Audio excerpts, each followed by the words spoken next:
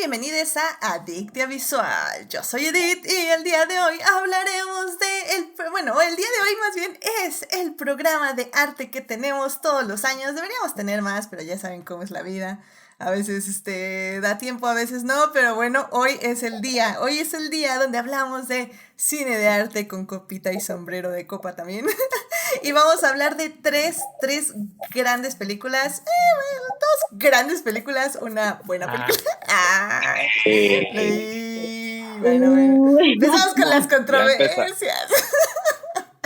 Ya empezamos con los ataques. Ya sé, pero bueno, vamos a hablar de La Pasión de Juana de Arco, que cumple 95 años de haberse estrenado. Vamos a hablar de Las Zapatillas Rojas, que cumplen 75 años de haberse estrenado. Y de La Fortaleza Escondida, que cumple 65 años de haberse estrenado.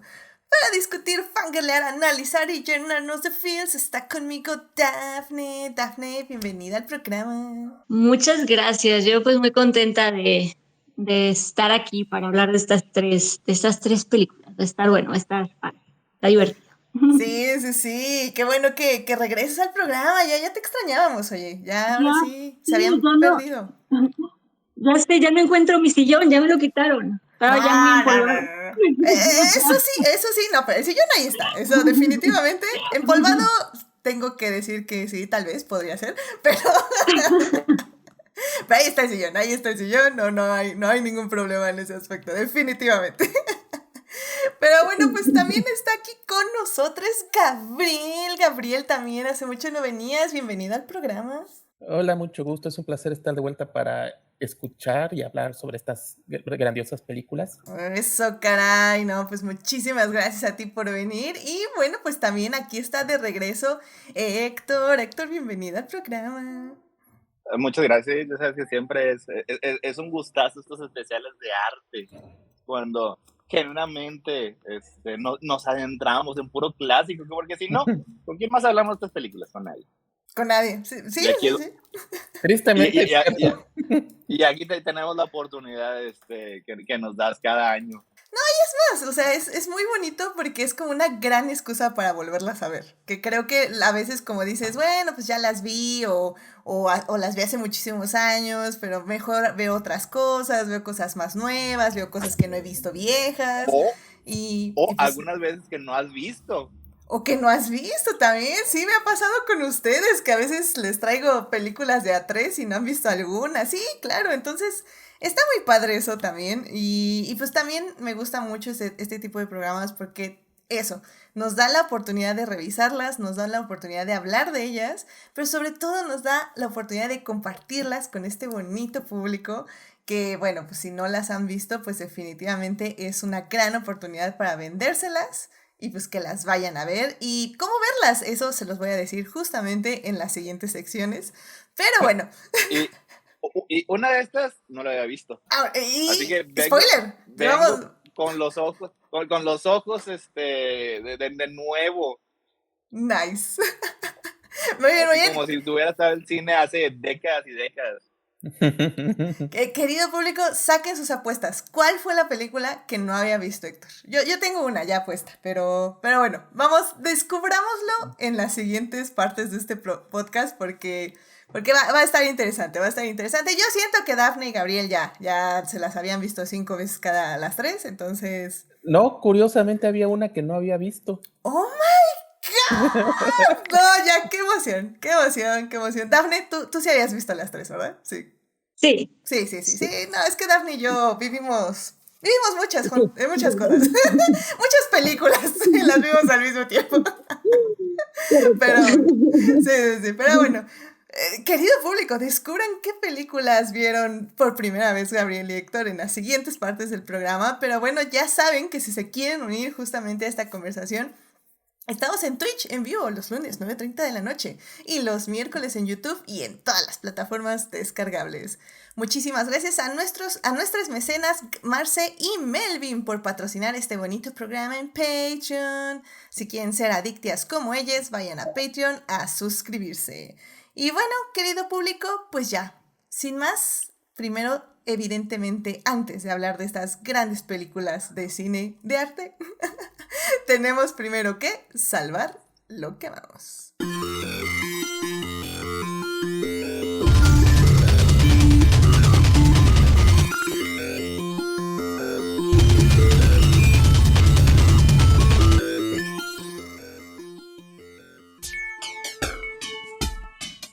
Muy bien, ya estamos aquí para salvar lo que amamos. Dafne, ¿qué te gustaría compartir con el público esta semana? Pues a mí me gustaría recomendarles un libro. Ya tiene tiempo, pero yo apenas pude leerlo, pero la verdad me gustó bastante, entonces se los quiero recomendar.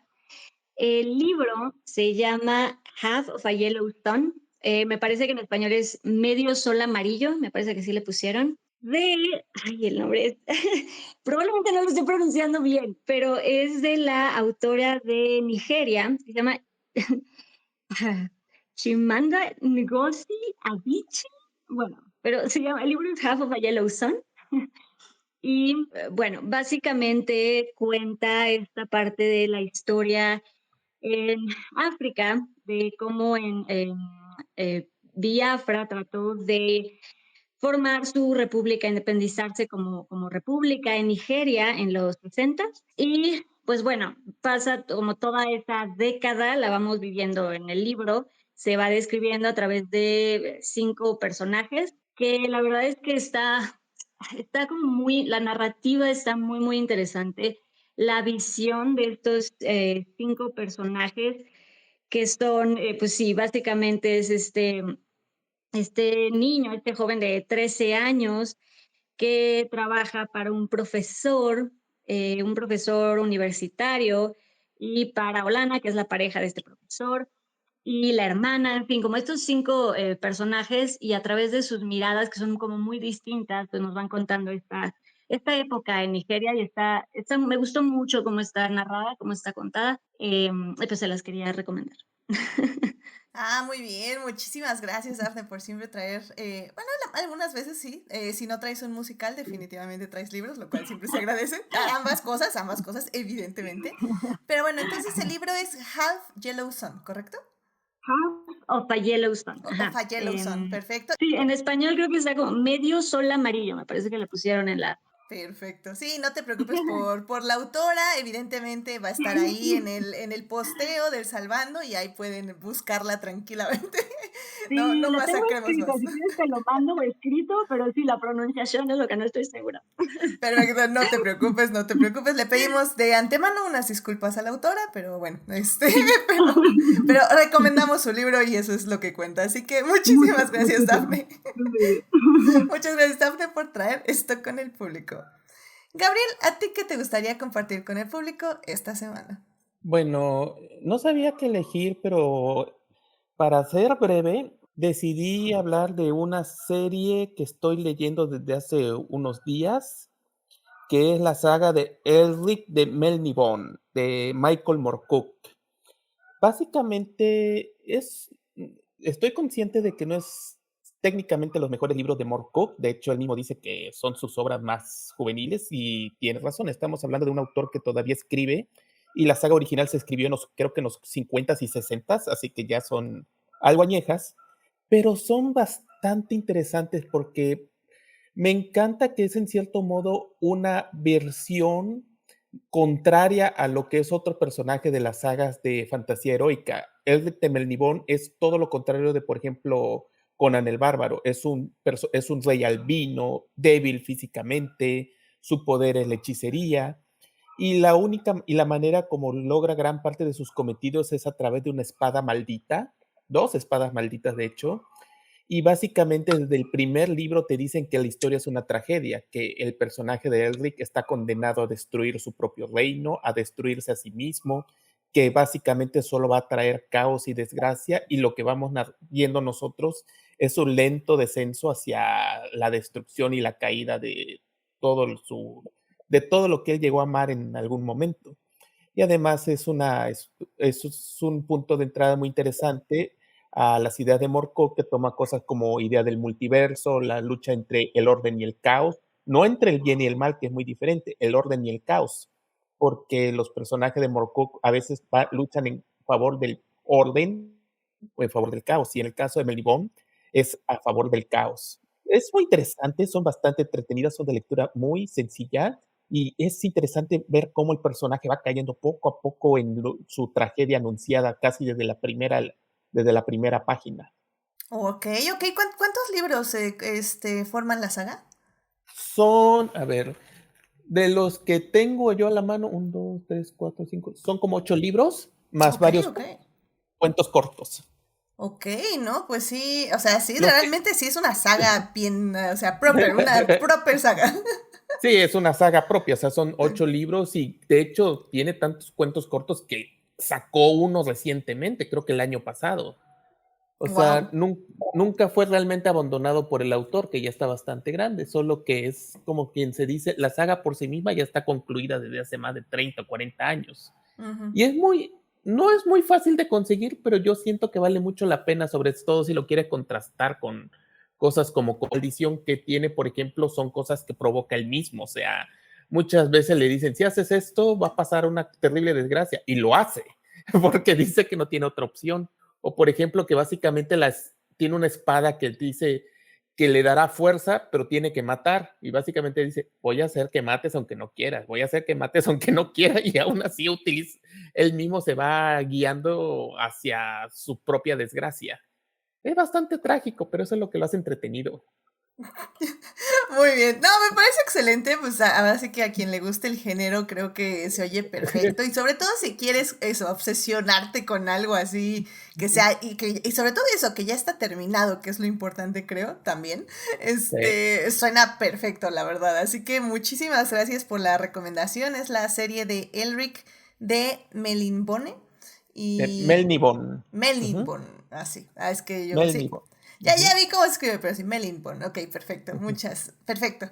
Pues muchísimas gracias, Gabriel, por traer esto con el público. Héctor, ¿qué te gustaría compartir con el público esta semana? Sí, bueno, un show de televisión que estuve viendo estas últimas semanas que está muy padre, interesante. Es una serie creada por Ryan, ya me checo porque no es un nombre que digamos mucho. Johnson, así es por Ryan Johnson. Estoy ahogando.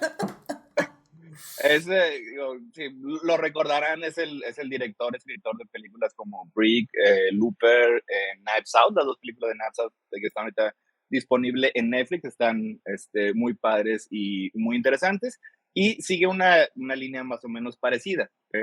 La serie se centra en su protagonista, Charlie Cale, que es interpretada por Natasha Lyonne. Ella era una mesera en un hotel de Las Vegas, pero que tenía una habilidad casi sobrenatural para detectar exactamente cuando alguien estaba diciendo una mentira.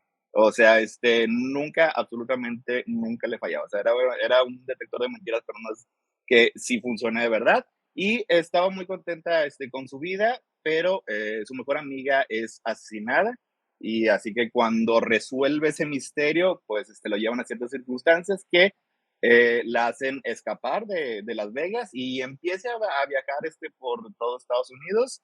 Y como pues ocurre en esta serie, prácticamente en cualquier lugar donde se quedaba unos días, que tenía un trabajo, ocurría un misterioso asesinato y pues ella es la que se encargaba de resolverlo.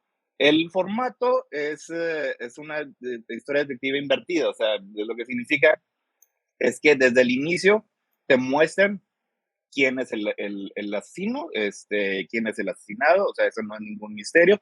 El personaje, el principal, Charlie, es el que tiene que averiguarlo. Se centran mucho en el desarrollo de personajes, tanto de Charlie como de las víctimas y los victimarios.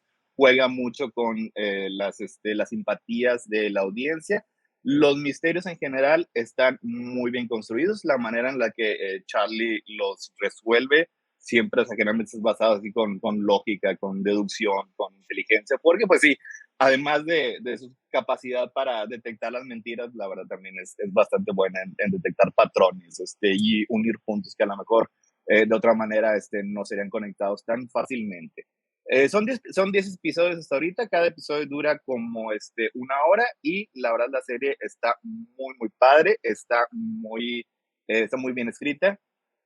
Johnson creo que dirige 3 episodios, los primeros 2 y el final de temporada también escribe como unos 3 o 4 episodios y todos están muy bien realizados. Se la recomiendo ampliamente.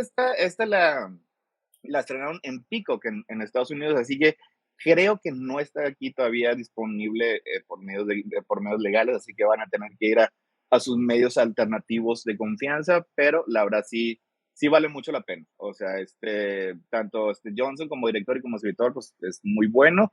Y Leon como protagonista es también muy buena, y de hecho ella escribe y dirige un episodio que es uno de los más interesantes y mejores de la temporada. Así que vayan a checarlo, está muy padre. Excelente. Creo que no dijiste cómo se llamaba la serie. Poker Face, sí. ¿Sí? Ah, bueno. Perfecto. Al inicio. Ok. Perdón, me lo perdí, pero ok, sí, yo sabía que era Poker Face, pero que es bueno repetirlo para el público, sobre todo si lo va a tener que Face. Buscar en medios alternativos. Va a tener que ponerlo en un buscador Poker Face, sí, así, porque, porque no está creo que todavía en medios legales. No sé si la voy a traer HBO o alguna de esas. Ojalá, me ganaste. Yo también tengo muchas ganas de verla, pero efectivamente también tengo como una fila de 700 series. Qué bueno que te gustó, me da muchas ganas de verla. Yo no sabía de qué se trataba, lamentablemente ahora ya lo sé. Pero agradezco mucho porque al final del día se lo estamos recomendando al público, que eso es lo importante. Traté de borrar toda esta información de mi mente en este momento. Es nada más el concepto, es una serie de misterio, de detective. No. Así. No, ni es. Bueno, a ver. No, pero es muy bien, Héctor. Qué bueno que te gustó. Y pues sí, ojalá sí la traigan. No se me ocurre ahorita exactamente dónde podría ser, pero bueno, que público, ya saben que aquí apoyamos los medios alternativos, así que váyanla a ver. Y cuando salga legalmente, siempre la pueden volver a ver ya en el medio legal donde la hayan estrenado. Así que... Y ya también están haciendo una segunda temporada que se va a estrenar dentro de poco, pero pues con las huelgas y todo eso, pues sí se va a tardar un ratito más, pero el señor Johnson está trabajando muy fuerte en eso, por eso no tiene chance de hacer ninguna otra cosa. Exacto, sí, no, y aparte sabemos que, esperemos que salgan muchas cosas buenas de esta huelga, pero sobre todo creo que en este momento al menos nos va a dar también tiempo de ponernos al día con muchísimas series que tenemos al pendiente, así que... Pues nada, vayan a buscar Poker Face en medios alternativos y pues ya, váyanla a checar. Muchísimas gracias, Héctor, por traer esto con el público. Y bueno, querido público, pues ya que estamos recomendando muchas cosas en medios alternativos, a mí me gustaría recomendarles una película que vi hace 2 semanas que, no, querido público, o sea, me destrozó. O sea, en serio, hace mucho tiempo... O sea, desde 2 semanas porque fue con Our Flag Means Dead. Pero bueno, desde hace mucho tiempo que una película en específico, y eso sí es cierto, que no me pega, o sea, que no me dejaba literalmente así llorando al final. O sea, en serio que si esta película la hubiera ido a ver al cine, así hubiera hecho el oso más grande de la vida porque en serio hubiera estado sollozando al final de la película. Y hablo de nada más y nada menos de Past Lives. Y digo, chance se las estoy vendiendo demasiado porque es una película que yo sé que ha dividido mucho a la audiencia. Hay gente que no la entiende y hay gente que como yo terminan así en el suelo. Esta es una película dirigida por Celine Song, que es su primera película, de hecho, es su ópera prima. Y pues técnicamente la película trata acerca de 2 personas, de Nora y de Hae Song, que son 2 amigos de la infancia, 2 amigas de la infancia, que pues básicamente vemos cómo es su amistad ahí en Corea del Sur, pero ella o la familia de ella inmigra a Estados Unidos. Y literalmente la película salta 25 años después y luego regresa 14 años, pero bueno, el punto es que vamos a ver cómo esta amistad evolucionó a través del tiempo, cómo se reencuentran, cómo se separan, cómo se vuelven a encontrar. Y ya, es que esa es la película, o sea, no hay más que eso. Es una peli en cierta forma contemplativa, no en el momento, no en el aspecto de que van a ver el pasto crecer por 10 minutos, sino en el aspecto de que vamos a ver cómo las vidas de ellas 2 pasan, mientras estos reencuentros y desencuentros suceden de diferentes formas, pues ahora sí que modernas, porque pues es en la época actual, el 25 años después, por decirlo de alguna forma. Y pues no sé, o sea, es que no sé cómo decirles algo así como... estoy buscando mi reseña porque en serio... O sea, las emociones que a mí me trajo fue que es una cinta... A ver, les voy a leer mi reseña. Dice, le puse... Past Lives es una mirada nostálgica a los hubieras, a las almas gemelas que en esta vida no se pueden tocar más que con el alma y el recuerdo. La ambientación, la fotografía, las magníficas actuaciones y esos diálogos que pegan en el corazón por su sencillez y honestidad es lo que destaca de esta cinta. Y sí, o sea, esa fue mi resumen 5 minutos después de verla y creo que sigo de acuerdo con lo que dije en ese momento. Como digo, la fotografía es hermosa, la edición es preciosa, en serio, hacer un timing de esa forma, con ese ritmo y esa edición es preciosa. Las actuaciones, no, las actuaciones neta son de esos dos actores, esta actriz y este actor, se llama Greta Lee y Teo Yu, que literalmente te dicen 1000 cosas solo con la mirada. O sea, no, es una peli que en serio, querido público, ahorita solo se puede conseguir en medios alternativos, no tiene fecha todavía para estreno ni en cines ni en absolutamente nada. Es una peli que probablemente tarde bastante en llegar, por eso me atrevo a recomendárselas ahorita en medios alternativos. Y cuando salga yo voy a estar en el cine para volver a llorar, para ahora sí hacer el ridículo, como se debe. Entonces, ay no, en serio, querido público, hace años que no le ponía una película una calificación tan alta. Le puse 4.5 estrellas en Letterboxd porque me pegó, o sea, me encantó y definitivamente creo que es lo mejor de este año. No he visto mucho este año, he visto como unas 40 películas de este año, pero para mí ya esto, o sea, no veo cómo algo pueda superarla. Así que la super recomiendo. Past Lives, Vidas Pasadas, váyanla a ver en medios alternativos. En cuanto esté en cine o en algún lugar, lo van a saber por mí. Porque evidentemente la tengo que volver a ver. Pero en fin, mientras no quiero que se pierdan esta maravilla de película nada más por estarla esperando en medios legales. Así que vayan a verla. La recomiendo, o sea, va con toda mi recomendación, en serio, no es aburrida. O sea, dije que era contemplativa, pero eso no quiere decir que no es aburrida. Es contemplativa porque vemos la vida de estos personajes, pero todo lo que pasa, cada minuto, cada toma está cargada de emociones, de sentimientos, de feelings, de todo. O sea, de ese pesado hubiera. O sea, es una peli que se te mete al corazón y te carga con esas emociones. Entonces... ay, ya, no puedo más, vayan a verla, está hermosa. Así que, pues en fin, ese es mi Salvando lo que amamos y tengo muchas ganas de volver a verla, en serio, creo que la voy a volver a ver antes de que salga en medios legales porque me encantó. Pero en fin, ay, pues ya, eso es mi Salvando lo que amamos y pues ya con esto nos podemos ir a hablar del tema del día de hoy.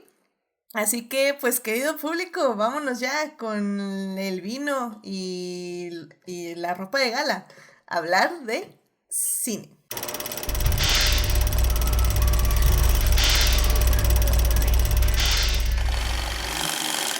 Muy bien, ya estamos aquí para hablar de cine y en esta ocasión vamos a hablar no de una, no de dos, sino de 3 películas. Vamos a hablar de nada más y nada menos que de La Pasión de Juana de Arco, La Pasión de Jeanne d'Arc, que está dirigida por Carl Theodor Dreyer, que se me fue su nombre, perdón, por Dreyer, que se estrenó hace 95 años, efectivamente es una película de 1928, y pues en serio, querido público, quédense en la primera parte porque es en serio increíble.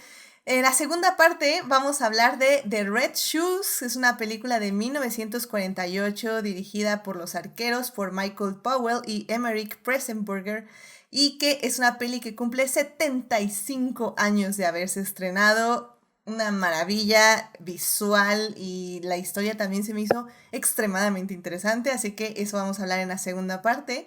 Y en la tercera parte vamos a hablar de The Hidden Fortress o la fortaleza escondida, porque realmente el nombre es en japonés. Entonces, la fortaleza escondida, que es de 1958. La película cumple 65 años de haberse estrenado y está dirigida por el mismísimo Akira Kurosawa, el gran director japonés, que nos entrega esta película que bueno, vamos a hablar de ella porque también le encontré cosas muy interesantes que yo no me acordaba, así que realmente las tres películas son maravillosas, unas más que otras, sí, no lo voy a negar, pero en su magnificencia todas son magníficas, la verdad. O sea, la vara está muy alta y desde ahí la vamos a medir. Así que, no tiene idea, querido público. ¿Dónde encuentran estas tres películas rápidamente? En ningún lugar, básicamente. Es un hay muchos lugares en los que sí se encuentran, pero... Sí, no. A lo que me refiero es que no están en ningún lugar legal que esté disponible aquí en México, pero, querido público, si me escriben en Twitter, en Instagram o en Facebook, yo les paso el link para que las bajen, no de medios alternativos, sino de los medios Adictia Visual. Así que solo escríbanme y yo se las paso porque en serio son tres películas que valen extremadamente la pena y si se las vendemos y las quieren ver, Adictia Visual les proveerá estas películas. Así que bueno, pues vámonos ya entonces a la primera parte para empezar a hablar pues de nuestra primera película del día de hoy. Vámonos para allá. For the first time in my life, I was seen. Be my companion. Be all the beautiful things you are. And be them without apology. Ya estamos aquí para hablar de la primera película del día de hoy, que vamos a hablar de La Pasión de Juana de Arco. Esta película se estrenó en 1928, es decir, hace 95 años. Hace 95 años se estrenó esta película. Y la verdad, digo, no quiero robarle un poco la frase a nuestro querido invitado Gabriel, pero realmente, o sea, en esta peli 100% es un milagro que podamos verla el día de hoy. O sea, no hay otra manera de decirlo. La verdad no hay otra manera de decirlo. Es una película que fue quemada 2 veces, fue reeditada, pisoteada, ocultada, censurada. No, en serio, no tienen idea. Pero la verdad no, yo lo podría explicar, pero sinceramente nuestro invitado sé que lo va a hacer 1000 veces mejor. Así que, Gabriel, ¿qué nos puedes decir de esta gran película?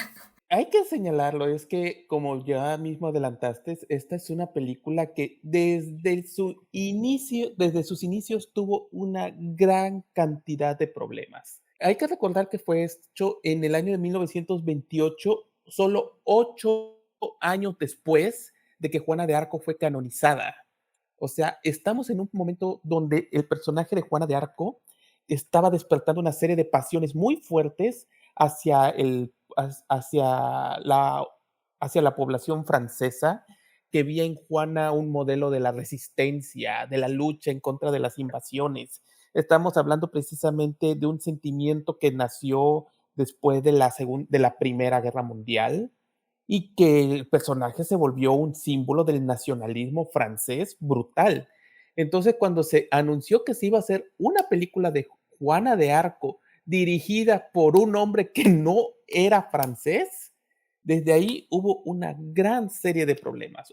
Fue un enorme drama, ya estaban básicamente los gritos en el cielo, y fue peor porque en un principio se pensaba que no iba a ser la actriz, o sea, se pensaba que la actriz iba a ser norteamericana. Entonces ya estaban básicamente atacando la película antes de que siquiera existiese. Y antes de hablar de la película es inevitable hablar de todo lo que pasó en ella. O sea, primero tenemos esos horribles ataques que padeció incluso antes de tener una actriz principal, que por cierto, hay que adelantarlo, es uno de los grandes descubrimientos de la historia del cine. Pero ya después de que ya se empezó a hacer la película, empezamos a tener una serie de problemas de todo tipo. En primer lugar, tenemos el caso de que la película, cuando se empezó a presentar, se tuvo que presentar primero ante el obispo de París, que el obispo de París agarró y empezó a dar sus notas de qué escenas quería que se quitaran. Obviamente, Karl Theodor Dreyer no lo tomó muy bien, pero era básicamente ya que estaba diciendo, hay ciertas escenas que están en contra de la visión, en contra que nosotros consideramos que son insultantes y se deben de quitar, que es curiosamente la escena donde un sacerdote o un canonista trata de engañar a Juana a firmar bajo la amenaza de no recibir la Eucaristía, que en el contexto de la película es una escena muy, muy densa, o sea, es un chantaje brutal. Oh, sí. Y justamente cuando estaban en este ir y venir, la primera versión de la película fue destruida. Hubo un incendio que básicamente destruyó la película, fue una pérdida terrible. Y entonces, Dreyer tuvo que hacer una segunda versión basada en varios cortes de los que podemos llamar desechados. O sea, no era la primera versión, sino que tomó todos los pedacitos, digamos, las tomas B, y volvió a armar la película que, gracias a los extras de los Blu-ray como de Criterion, podemos ver de que muchas escenas, incluso aunque son muy parecidas, sí tienen ciertas diferencias, incluso en la manera como se desarrollan, movimientos, incluso el feeling es un poquito diferente. Te voy a interrumpir tantitito porque creo que vale la pena explicarle al público cómo es que funciona esto del segundo corte, porque creo que hoy en día Sí. como que no entendemos muy bien cómo funcionaba la edición en ese entonces con el film. Básicamente, querido público, ustedes filmaban una película, tenían rollos y rollos con escenas, y estos rollos los cortaban, así, literalmente, con tijeras y los pegaban con pegamento. Entonces, todas estas tomas las unían y con eso ya tenían una película, o sea, ya esa era la película. Entonces, la filmoteca que se quema, o el lugar que se quema en 1928, en diciembre 6 de 1928, es básicamente esa película, o sea, los rollos originales, los cachitos que tenían la película que se grabaron en el momento, es lo que se quema, por lo que no puedes sacar más copias de esta. Es decir, se habían sacado algunas copias de muy mala calidad, que se fueron de hecho perdiendo también, algunas otras que se quemaron, otras que pues se corrompieron y pues ya nunca se pudieron tener, pero básicamente lo que se quema es el original. Entonces, todo el material de las segundas tomas, como dice Gabriel, estaba en otro lado y por eso puede Dreyer cortar otra vez otra película de esas segundas tomas, pero las primeras tomas pues ya no existen, ya esas se quemaron y ya no hay ningún lugar donde puedas volver a conseguirlas.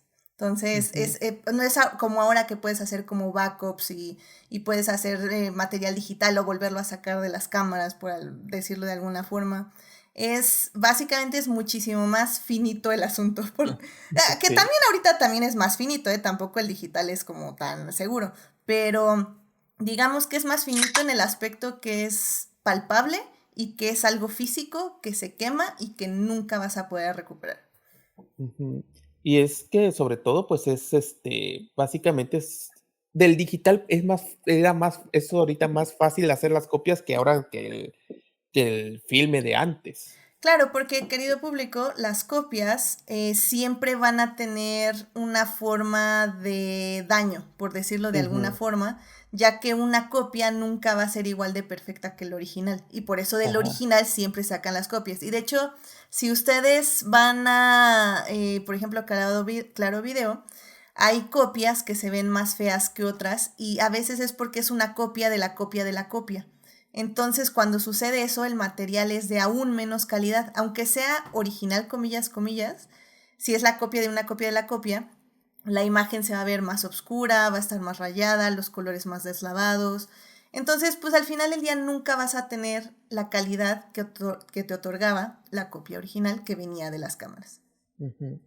Y bueno, y gracias, pues de hecho es importante que hayas comentado eso porque además añade otro problema extra que pasa con esta película de Juana de Arco, que además esa segunda versión de Dreyer también fue destruida en un segundo incendio totalmente aparte. Un año después. Ajá. O sea, casi imposible de tener así de mala suerte. Entonces ya desde ahí venía el problema, porque ya desde ahí era cada vez más y más y más difícil hacer copias de la película. Y entonces básicamente las copias que se hacían eran muy escasas. Y entonces con el paso del tiempo empezaron a formarse diferentes versiones de la película. Hay, por ejemplo, una versión que salió, creo que en 1933, no me acuerdo muy bien, que incluso le agregaban narración. Y luego salió una en 1951, si mal no recuerdo, que fue hecha por Joseph Marie Loduca, creo que fue esa, sí. Que esa tenía la característica de que le hizo una serie de cambios que Dreyer le parecieron horrendos. O sea, le ponía subtítulos, en lugar de poner cortinilla, le ponía subtítulos a lo que decían los personajes, y a los cortinillas además le ponía una serie de fondos bastante excesivos que contrastaban mucho con el tono de la película. Y si mal no recuerdo, el Dreyer agarró y dijo que básicamente lo que estaba haciendo Loduca es que para atraer al público, estaba apelando a su mal gusto. Y Sí. fue un comentario brutal. Y sin embargo, y lo muy triste del asunto es que fue la versión más fácil de encontrar. Para darnos una idea de cuán loco era el asunto, algunas de estas versiones reconstruidas, editadas y todo eso, incluían escenas que el propio Dreyer no incluyó en ninguna de sus dos versiones. Entonces estamos hablando de que básicamente teníamos reconstrucciones incluso de material desechado por el propio director. Y por mucho tiempo, la cantidad de versiones que había de la película fue de esta manera porque realmente no había cortes originales. Y de hecho, La Pasión de Juana de Arcos era una de esas cintas que parecía destinada a desaparecer, porque sin los negativos y sin copias de buena calidad, y además con cortes así locos, pues parecía que iba a tener un destino muy parecido al que por mucho tiempo tuvo Metrópolis, que Metrópolis por muchos años fue una película que nunca tuvimos la versión original. O sea, por muchas décadas teníamos una serie de reconstrucciones basadas en notas y demás, pero no teníamos realmente la película original de Fritz Lang. Teníamos reconstrucciones de las reconstrucciones de las reconstrucciones. Y sin embargo, como con Metrópolis, La Pasión de Juana de Arco tuvo un milagro. Justamente en un hospital mental en Dinamarca, alguien encontró una serie de latas de película que decían que era La Pasión de Juana de Arco. Lo mandaron a un instituto de film en Noruega, creo que es el Instituto Cinematográfico de Noruega. Quedó guardado ahí por unos años. 4 Y años. empezaron a revisar, resultó que era el corte original de Carl Theodor Dreyer. Antes de los cortes que pidió del obispo de París, antes de las pérdidas del incendio, antes de todo. O sea, es algo que incluso en mucho tiempo dijeron, ¿cómo es posible que apareció una copia de una de las películas más buscadas del mundo?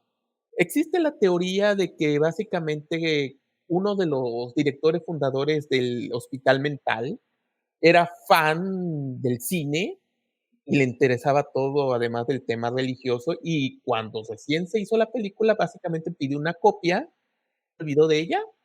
Incluso se sabe por registro de que hubo exhibiciones privadas de la película, pero todos se olvidaron de ella. Literalmente se olvidó regresarla al blockbuster más cercano. Ajá, básicamente, o sea, por un acto así de nos olvidamos de que la rentamos, básicamente, se salvó una de las mejores películas del cine mudo y tal vez una de las mejores películas de la historia, porque una de las películas más hermosas que se hayan hecho. Es una película donde la actriz René Falconetti hace una de las mejores actuaciones que se han realizado. Dreyer escribió un guión que, curiosamente, a pesar de que desde un principio te comentan que está basado en el juicio de Juana de Arco, también tiene un enorme nivel de dramatización. O sea, el juicio original se prolongó por 1 año y medio. En la película lo resumen en un solo día. Mucho de las preguntas y varias de las respuestas de Juana de Arcos están tomadas literalmente del juicio, pero muchas de las escenas más conmovedoras son del propio Dreyer. Entonces es un trabajo muy interesante de tomar un documento real, un evento histórico real, pero al mismo tiempo dramatizarlo para crear un trabajo bastante conmovedor. Porque esta es una película que incluso en la manera como retoma el personaje no es no diría que es lo usual, porque incluso en la actualidad muchas de las representaciones de Juana de Arco se basan básicamente en Juana la guerrera, en Juana la doncella de Orleans, la que dirigió el sitio de Orleans, la que trató de liberar París, o sea, esta mujer guerrera, esta santa, esta personaje admirable. Aquí Dreyer se enfoca en Juana, la prisionera de los ingleses, la mujer que se crió toda la vida en la Francia rural, que se vio sometida a un juicio en contra de grandes estudiosos de la Escuela de París, o sea, teólogos profesionales, canonistas profesionales, o sea, era gente altamente educada que se sometieron a un interrogatorio muy fuerte y muy denso a esta pobre mujer que es realmente lo que único que, especialmente en la película, es una mujer que expresa su enorme religiosidad, su enorme pasión, o sea, es alguien que habla con toda la sinceridad en el corazón, mientras trataban de atraparla por a través de una serie de comentarios teológicos, o sea,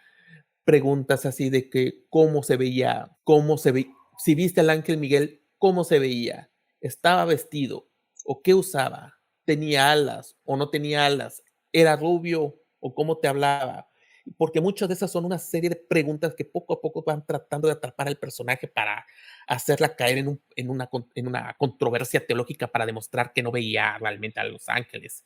Y muchas veces ella respondía con una enorme sinceridad que lo hacía, que era al mismo tiempo bastante humilde, pero bastante inteligente en cuanto a cómo expresaba sus creencias.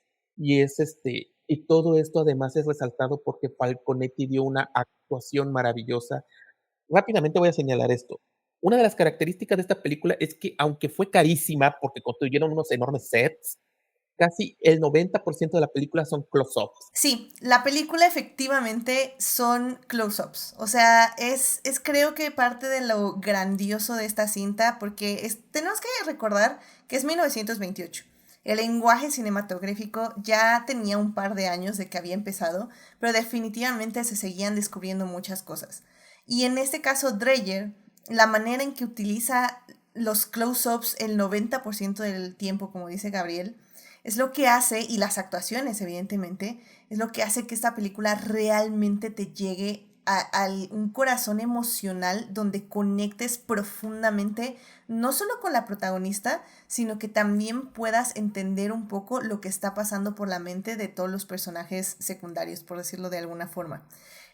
Rápidamente, como para decirles exactamente de qué se trata, nada más decir que la película efectivamente habla, diría yo que está dividida como en tres partes. La primera parte es el juicio, la segunda parte es básicamente la sentencia, la segunda parte es la sentencia y la tercera parte pues es la ejecución, porque spoilers, Juana de Arco es quemada. Entonces, de spoilers de una película de hace 95 años y una historia de hace básicamente casi 2 siglos, Juana de Arco muere quemada. Y bueno, Dafne, ¿qué me podrías decir de esta magnífica película? No, nada más justo sobre lo que estabas comentando de estos acercamientos, de estos primeros planos, creo que justo eso genera pues literalmente un acercamiento a estos personajes. Dreyer pues tampoco permitió, tampoco le gustaba que los actores llevaran maquillaje, no permite que llevaran maquillaje. Y justo con estos primeros planos y el diseño que tenía de iluminación, pues da, bueno, toda esta cinematografía y esta pues atención a las miradas, sobre todo, y a los gestos, a los detalles de los rostros de todas estas personas, y creo que es muy, muy interesante tener, literal, sobre todo a mí, algo que me gusta mucho y me atrapa mucho de esta película son justamente las miradas, ¿no? Cómo logra atrapar todo con ciertos movimientos de los ojos, de las miradas, y es como muy bonito, es muy interesante. No, y creo que efectivamente, como dices, realmente Falconetti, o sea, sus ojos van, o sea, me encanta cómo Ujú, sus ujú. expresiones cambian tan drásticamente de un momento a otro, ¿no? O Sí. sea, y bueno, no voy a decir drásticamente, sino que más bien puedes seguir su línea del pensamiento mientras sigues las expresiones de su rostro. Y eso 100%. sinceramente, o sea, no se ve fácilmente en ninguna película y más que Sí. una actriz lo haga o que el director o la directora lo deje hacerlo por Ujú. literalmente toda la duración de la cinta. O sea, Sí. es bastante impresionante. De hecho, también, querido público, otro pequeño dato es que esta película, al ser una película silente, evidentemente no tiene sonido, no tiene diálogos, no tiene música, no tiene nada. Es una película silente 100%. Eso sí, ha sido musicalizada de diferentes formas. De hecho, la manera en que la pueden encontrar es con diferentes orquestas. De hecho, mismo Dreyer tenía una orquesta que tocaba ciertas cosas, pero bueno, al final del día creo que esta peli se puede ver 100% sin la orquesta o se puede ver 100% silente y creo que la van a disfrutar de ambas maneras grandes. O sea, yo de hecho la vi mitad y mitad y a mí me fascinó la manera en que, a pesar de que estamos muy acostumbrados a ver películas con sonido, la manera en que te carga emocionalmente la película es imposible no crear como tu propia banda sonora en tu mente siguiendo esta película. Y pues bueno, Héctor, presiento que esta fue la película que no habías visto de las tres. ¿Estoy en lo correcto? No, lo siento. ¡Guau!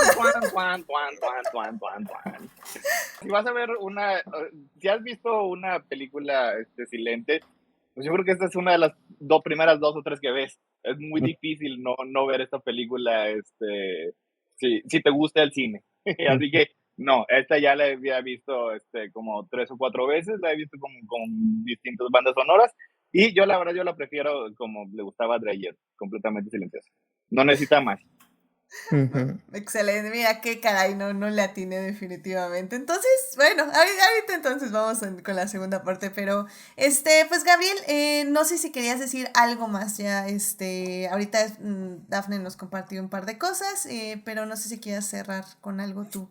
Digo, todavía no cerrar, pero cerrar. Pues lo que sí, pues sí, solo quiero resaltar, quiero que todos estamos de acuerdo que si hay una cosa que vale la pena de la película, o sea, que siempre creo que todo el mundo se acuerda de ella, es por Falconetti. O sea, es mira, se los voy a poner de esta manera. Estaba viendo la película como por cuarta o quinta vez, Mana se asomó como para queriéndome molestar, y solo bastó un momento de ver a Falconetti para que la pobre se quedase viendo los últimos 20 minutos y quedar hecha un torrente de lágrimas. Wow, sí. Porque es que la mujer especialmente toda la última parte cuando se arrepiente de su cuando se arrepiente de Ujú. haber esa confesión que hace, es simplemente te deja un horrible dolor en el corazón la manera como en sus rostros se refleja ese sentimiento de culpa y de tristeza, y cómo ella básicamente ya se da cuenta que prefiere ser quemada viva a abandonar, a decir que el camino que Dios le dio era falso. Es no, es que creo que este es uno de esos detalles donde uno puede dedicar horas y horas y horas nada más a estar viendo todos y cada uno de los cuadros de Falconetti, porque es una de las mejores actuaciones que se han hecho, y creo que para bien o para mal quedó impregnado la manera en cómo muchos directores usan el close-up, porque desde esa película quedó bastante claro que un buen close-up puede reflejar los aspectos más feos de un rostro, pero también puede resaltar los sentimientos y las emociones del actor, hasta tal punto que hasta los que un director a veces trata de cubrir muchos problemas tratando de hacer énfasis en el close-up, que puede funcionar o muy, muy, muy bien, o puede funcionar de manera espantosa. Véase Los Miserables de Tom Hooper para ver las dos posibilidades, de que funciona bien o de que funciona horrible. Preferiría no. No, por favor. Ay, no. No, pero mira, creo que justamente ahorita dijiste una parte como muy importante de la película, porque hemos hablado mucho de la historia, hablamos mucho de como lo técnico ahorita, de los close-ups, las actuaciones y así, pero hay que enfatizar eso o sea, créeme que yo fui tu hermana la primera vez que vi esta película. Es que es imposible no soltar una lágrima con esta cinta, porque incluso si quitamos el contexto histórico, donde vemos como la historia de Juana de Arco, etc., y nos sentimos mal porque sí fue una persona de verdad que vivió probablemente algo muy parecido a esto, al final del día, o podemos pensar que vivió probablemente algo muy parecido a esto por lo que sabemos, al final del día, después de 95 años de haberse estrenado, esta película sigue siendo terriblemente actual. Y es que la podemos agarrar desde cualquier punto de vista. O sea, podemos decir desde, no sé, podemos ponernos muy políticos y decir que, bueno, prisioneros políticos, cómo son tratados así, bla, bla. Pero personalmente, o sea, desde ahora, bueno, desde muchas veces el punto de vista de este programa también, podemos tomarlo desde el punto de vista feminista, de cómo una niña de 19 años, que bueno, en ese entonces era una mujer ya, una mujer de 19 años es perseguida, acusada, gaslighteada, acosada, amenazada, torturada, todo esto por literalmente hombres que no quieren y no pueden creer en ella ni en su palabra. O sea, literalmente es como la historia feminista de los últimos 100 años. Y es imposible no tener ese paralelo con la actualidad, ¿no crees, Dafne? Sí, sí, completamente de acuerdo. De hecho, creo que sí justamente creo que o sea, es importante la película y conmueve tanto. O sea, además de la cinematografía, de la interpretación, creo que sí es importante pues, lo que se está contando, ¿no? Porque al final justo esto que estás mencionando, o sea, estaban acusando a esta niña de haber, ¿no? De este escándalo, por haberse puesto al frente de un ejército, mencionando que era una enviada de Dios. Cuando todo esto empezó, pues era ella una campesina de 18 años, ¿no?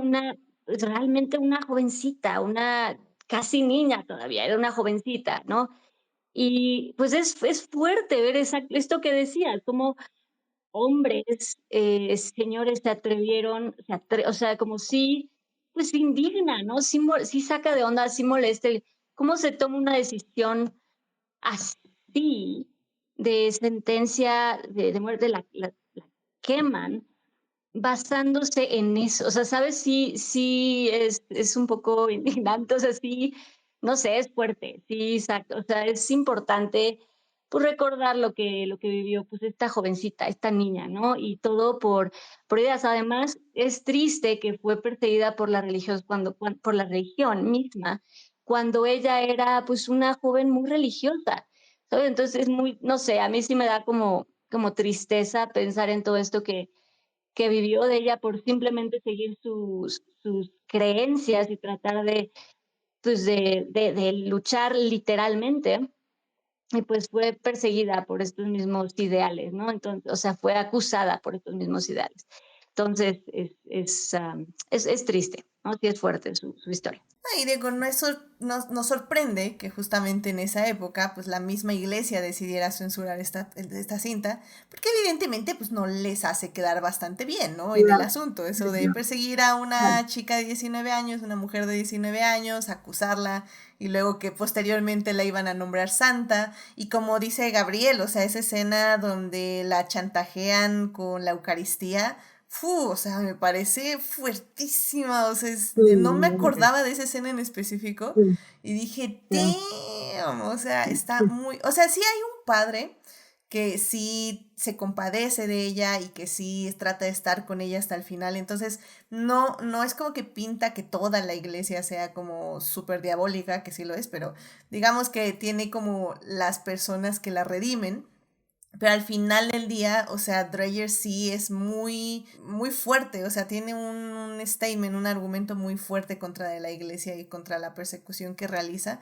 Entonces, evidentemente es una peli que iba a ser censurada, es una peli que no iba a agradar, también por todo el contexto que decíamos del director, pero wow, o sea, realmente es una peli que te llega al corazón y que, en serio, querido público, no van a poder quitar los ojos de esta cinta, o sea, les va a atrapar desde el primer minuto. Y es que, Héctor, ya para empezar a concluir, ¿tú algo que nos puedas decir de la cinta o más bien, tú qué le dirías justamente a un público que no la haya visto, así como para convencerles que hay que verla?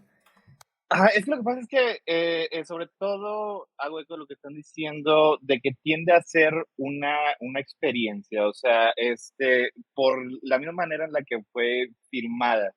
O sea, el ratio de esta película es 1:37:1, que es el ratio de la academia, que es similar a una imagen en la televisión de esas cuadradas antiguas.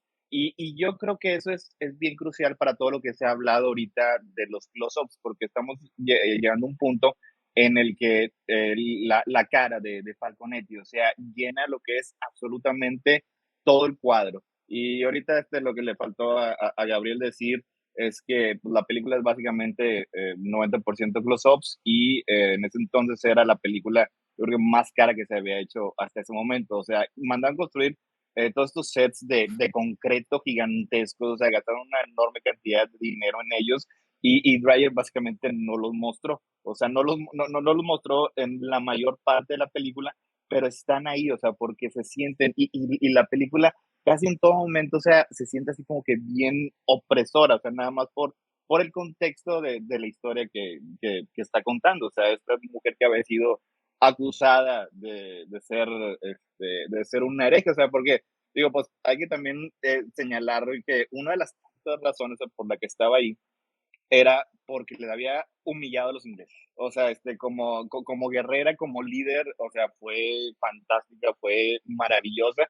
Y aunque creo que la película retrata sacerdotes franceses, eran sacerdotes leales a Inglaterra, o sea, eran básicamente traidores, o sea, por eso la querían enjuiciar y la querían matar, pero pues el pueblo realmente, sus simpatías estaban con ellos, o sea, porque yo creo que es una de las cosas que más deja la película. Y pues los miedos que tenían sobre Dreyer eran infundados, o sea, de que como un director extranjero iba a poder capturar lo que es la grandeza de un símbolo francés como Juana de Arco, pues sí lo logró hacer, o sea, porque la verdad, o sea, Juana de Arco en esta película es un faro de luz, así como que en medio de toda la oscuridad, porque no tiende a ser muy sutil la película en las cosas que hace. O sea, la manera en la que te muestra a Jean, a Juana, es como dije, es luz. Y todos los demás son horribles, o sea, son espantosos, o sea, bueno, la mayoría de los sacerdotes, o sea, están como gárgolas, sobre de ella, tosigándola, torturándola, y ella siempre se mantiene en un estado increíble, pues vamos a decirlo así como que de gracia, que es uno de los diálogos que más se me quedó de la película, cuando le pregunto, ¿estás en un estado de gracia? Y lo que le contestó, pues la verdad se me hizo maravilloso, si no lo estoy, le pido a Dios que me lo conceda, y si lo estoy, le pido a Dios que me lo mantenga. Y la verdad, o sea, eso es lo que tiene, o sea, porque la manera en la que le contestaba a estas personas que obviamente estaban detrás de ella, querían destruirla completamente, era de una manera sencilla, pero de una manera incisiva, o sea, cada todas sus respuestas son geniales, o sea, en medio de toda la presión, otros diálogos también, recuerdo muchos cuando le dicen, estaba el arcángel Miguel desnudo y él les contesta, entonces piensan que Dios no tiene el poder de vestirlo. O sea, la verdad, Está muy bueno, sí. digo, antes no la quemaron antes, o sea, porque es lo que tiene, o sea, Juana de Arco, o sea, como símbolo, es un símbolo que desafía las normas, que desafía la sociedad. Y yo creo que, pues, la verdad, ninguna de las otras películas que ha retratado la historia lo retrata de una manera tan fiel como este milagro de celuloide que estamos hablando ahorita. O sea, porque que recuerden, muchachos, el nitrato de celuloide es una sustancia increíblemente flamable, como Breyer lo comprobó 2 veces. Es como 20 veces, es como 20 veces más flamable que la madera. O sea, ahora me encanta esta película. O sea, la he visto como dije ahorita, de distintas maneras, con distintos, bandas sonoras, pero yo creo que sí, el silencio, o sea, completamente silente, es la que más me gusta porque no necesita más que los ojos de la actriz. O sea, lo que llega a transmitir en toda la pantalla, cómo llena toda la pantalla, la verdad no creo que se necesite más. Amén. Amén, amén, amén, definitivamente.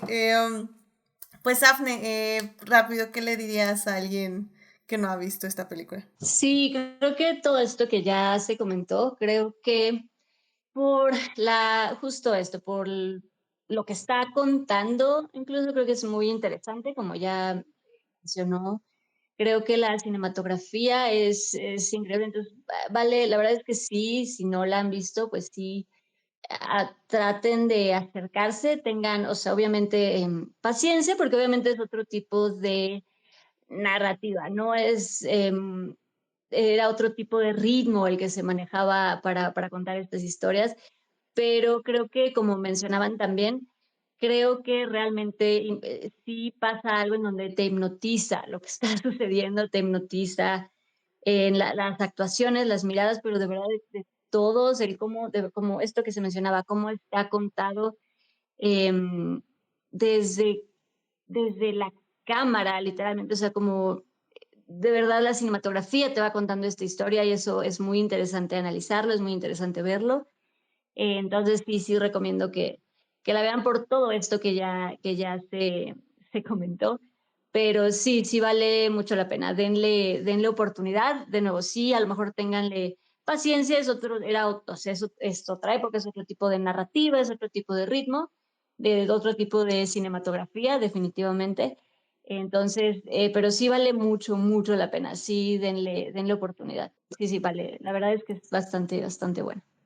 Yo Nada más diría... rapidito, Ajá. para complementar eso, o sea, es una película tan vieja, digamos, tantos años, 95 años, y como dijo ahorita al inicio, el lenguaje cinematográfico todavía no estaba tan determinado como estuvo unas décadas después, que si la ves ahorita, en lugar de parecer algo viejo, curiosamente, paradójicamente, parece algo Ujú. nuevo. Sí. Ujú. Li- Literalmente eso es lo que iba a decir, porque estoy de acuerdo con Daphne, o sea, sí es un ritmo diferente, pero incluso yo diría que es un ritmo muy rápido para lo que tendríamos después. O sea, creo que justamente, como dices Héctor, es algo que en este momento podemos ver y yo creo que es un ritmo que dirías se hizo ahorita en el 2023. Es algo experimental, evidentemente, pero se hizo ahorita Sí, en el 2023. O sea, no es una película que realmente digas, híjole, sí, se ve que es de la época porque a la friega, sí, esas tomas tan largas. No, no, no, o sea, realmente es una película que en la edición es muy rápida. O sea, para esa época definitivamente. Entonces, realmente entra, creo que hasta en el reino de lo experimental de los 20. Entonces, me parece increíble, sinceramente. Así que si están dispuestos a verla, realmente creo que les va a sorprender mucho lo actual que se siente la cinta, no solo en narrativa, sino también en cinematografía y sobre todo en edición. Así que en ese aspecto, 10 de 10. Pero bueno, rápidamente, Gabriel, ¿qué le dirías a una persona que no ha visto esta película? Yo diría que no hay que tenerle miedo por la idea de que sea una película que, como dicen, se siente muy moderna en cuanto a en cuanto a cómo está narrada, pero hasta eso yo diría que realmente con esta película simplemente hay que dejarse llevar. O sea, no hay que preocuparse tanto por el hecho de que sea muda o en blanco y negro. Simplemente hay que verla y dejarse sumergirse por, por la maravillosa actuación de Falconetti, simplemente leer los diálogos, los pocos diálogos que tiene realmente la película y dejarse llevar. Yo diría que es una película que simple y sencillamente con solo el poder de sus imágenes y el poder de sus actuaciones, no, no necesitas más.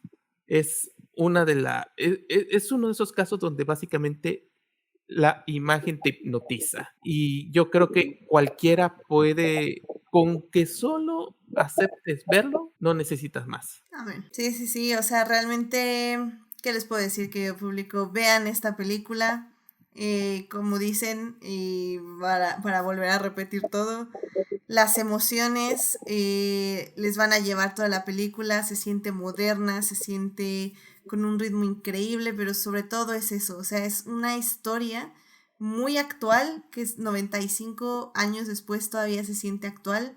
Es una historia que te atrapa emocionalmente y que realmente no se van a arrepentir de ver.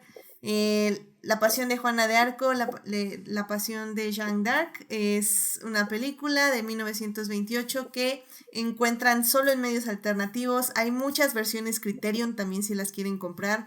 Como decía Gabriel al inicio, la versión más actual tiene de hecho bastantes extras y bastantes cosas muy interesantes, incluso otras versiones del mismo corte. Si, como les digo, si la quieren, échenme un grito y yo se las paso sin ningún problema. Y pues nada, en serio, vale muchísimo la pena que vayan a verla porque esta cinta, 95 años después, sigue siendo impresionante. Y gracias a les dioses y a Santa Juana de Arco que podemos verla el día de hoy después de todo lo que le pasó. Así que vayan a ver La pasión de Juana de Arco. Y bueno, querido público, pues ya con eso nos podemos ir a la segunda parte de este podcast para seguir hablando de cine. Así que vámonos a la segunda parte.